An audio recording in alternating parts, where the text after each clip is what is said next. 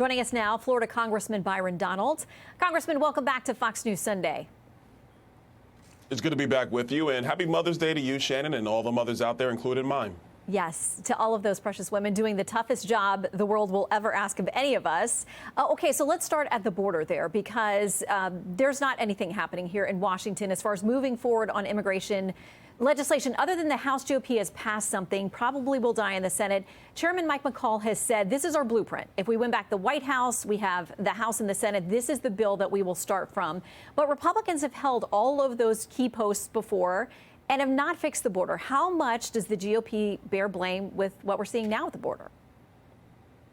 Well, first of all, Shannon, good to be with you. A couple things. Under the Trump administration, we never saw anything like this. We actually had the border under control. It was secure. We were still trying to figure out some other side pieces of immigration policy overall, because Democrats would never work with us on common sense immigration policies. What the Democrats have always wanted is this massive surge to the border with no checks at all, no balances at all. So the House Republican position is a border security package that would secure the border, and it was my position as well as Chairman McCall's. That's what we will be moving when we win back the White House in 2024, and I do stress when. Now, that being said, what's happening now is because of Joe Biden's recklessness, his desire when he became president just to rip up all the Trump-era policies that actually had our border secure, and now they're scrambling to find a solution to the crisis that Joe Biden created.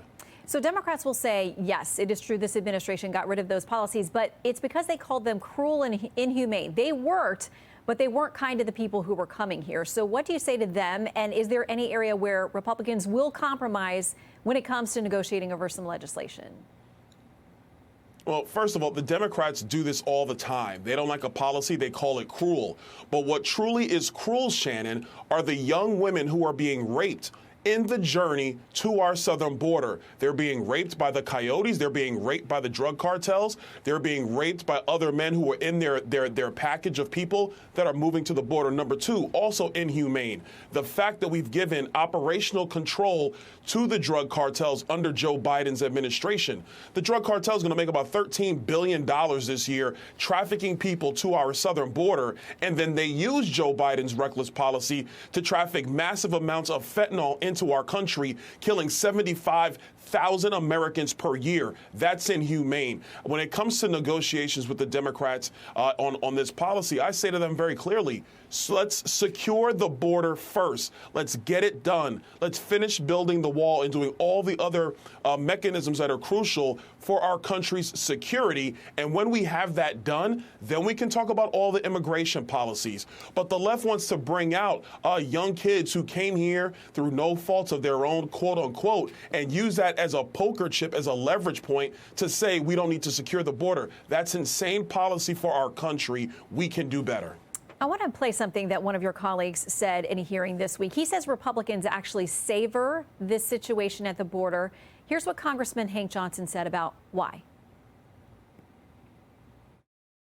Republicans like to see them lined up at the border because they know that that's a stream of labor ready to be exploited. If you could get back to slavery, you would gladly do so.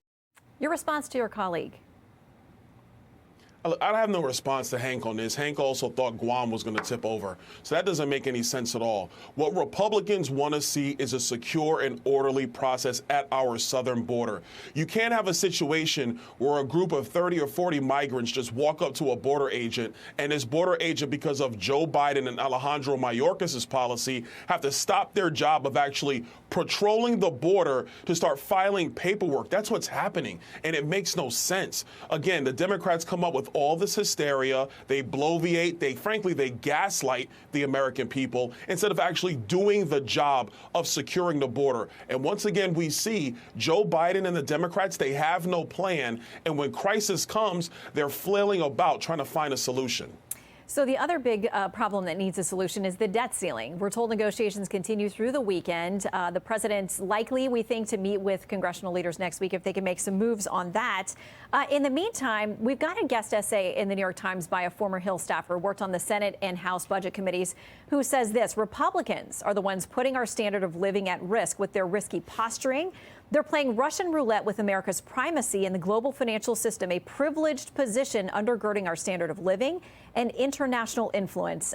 You understand this better than most, your professional background in banking, the dominance of the dollar at this point. How worried are you about the point he's making that certainly China and Russia are rooting for the dollar to fail for us to continue to have financial instability and uncertainty here in the U.S.?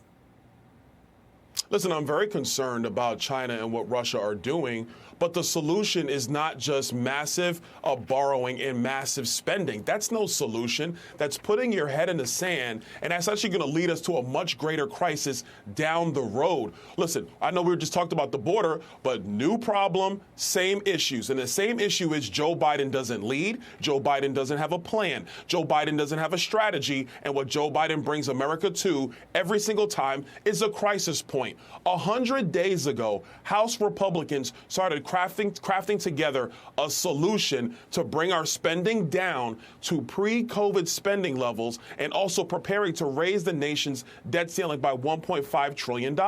We passed that plan a couple weeks ago. Do you know what Joe Biden and the Democrats were doing? Nothing. They did nothing except run to the cameras and say we should just pass a clean debt ceiling. Any family and any business in our country understands you cannot just continue to spend massive amounts of money and then borrow massive amounts of money and there will be no consequences. Every American family has already seen the first consequence from Joe Biden, and that is a massive inflation that has been the most insidious tax the American people have seen, whether you're rich or poor, whether you're black or white, whether you're Republican or Democrat. It has come for everybody. So to this Democrat staffer who doesn't have the courage to share their name, I would say sit down and be fiscally responsible. Don't go and hide behind a reporter throwing out your talking points because you're not being honest and you're not telling the truth. So on the issue of consequences, on this issue of default, which we're told is coming potentially within days if there's not a deal, former President Trump, whom you've endorsed, had this to say on Wednesday night. I say to the Republicans out there, congressmen, senators, if they don't give you massive cuts, you're going to have to do a default. The current president says this about default. It would erase millions of jobs, trigger a recession, hit retirement accounts, and increase borrowing costs. It's not an option. So is it an option or not? Which president do you agree with? Well, look, I will tell you right now, President Trump is a master negotiator. I don't know what Joe Biden's ever done to negotiate anything of substance. Let's be very clear, Shannon. You're going to have to curtail spending. Joe Biden wants to spend $7 trillion. That's his budget. We only take in about $4.2 to $4.5 trillion in taxes. So he wants to massively spend money we don't have. He wants to massively borrow and think there are no consequences. And like I just said, inflation is the consequence for every American under Joe Biden's reckless policy. So the House position is very clear. Let's go to pre-COVID spending levels.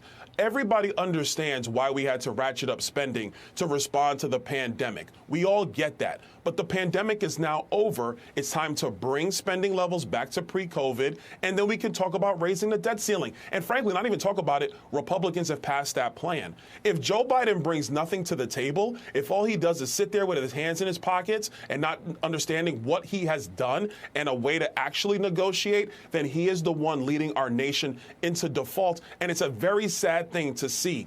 Last thing on this, there's a proposal that has been floating around Congress about payment prioritization. What Treasury can do is pay interest and principal on our debt first. That would actually stave off all this concern of this default. And then we can pay Social Security, Medicare, pay for our military, and then go down the line. If Democrats want to continue to run so many of the agencies that they've basically put a bunch of their crazy policies into, then they have to find a way to bring spending down with Republicans so we can raise the nation's debt ceiling going forward. I'll ask Congressman Condon about that coming up. But before we let you go, because you're on House Oversight and we're part of the rollout of these bank documents that show various payments to different Biden family members from foreign accounts, from foreign actors. You said at that press conference this week, you said to the press there, this is Pulitzer material. Well, not all of them are buying it.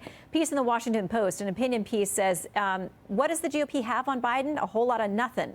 The committee produced no evidence to suggest that Joe Biden did anything at all to help his son's overseas business partners. And there's no evidence that one penny of any funds Hunter Biden might have been paid by foreign companies ever reached his father. Committee set pretty high expectations on this. Are you worried about overpromising and underdelivering? No, I'm not. Listen, we were able to document 9 members of the Biden family who are getting money through Jim Biden and Hunter Biden from foreign companies, from China, and from Romania. We've documented that. Number 2, since when are our grandchildren getting wire payments and getting cashier's checks? That definitely sounds like a web of corruption to me. Number 3, how was Hunter Biden and Jim Biden facilitating all these business deals all by themselves? I remember very clearly Hunter Biden was on Air Force 2 a lot when Joe Biden was vice president. You mean he was just hanging out, eating a club sandwich on Air Force 2? That's not true. And number 4, and let's be very clear on this one as well, there's another bank account that's just labeled Biden. It doesn't go to Jim or Hunter or any of Hunter's wives or girlfriends or any grandchildren. It's just named Biden. And we already have Tony Bobolinsky, who said that there was always 10% for the big guy. I wonder who the big guy is, since the one guy who's in the center of all this controversy and, frankly, corruption, in my view, is the current president, who was the former vice president, who was a United States senator for 45 years. I would tell this opinion writer to actually do some investigation. Don't shut it down, because anybody with basic common sense can see that the Biden family, which has no business, mind you, no business whatsoever, was making money from foreign interests because Joe Biden has been at the center of our politics for more than 50 years. Well, the White House and the president deny any wrongdoing. They're serious allegations, and we will follow the committee's investigation. Congressman Donalds, thank you very much for being with us this morning.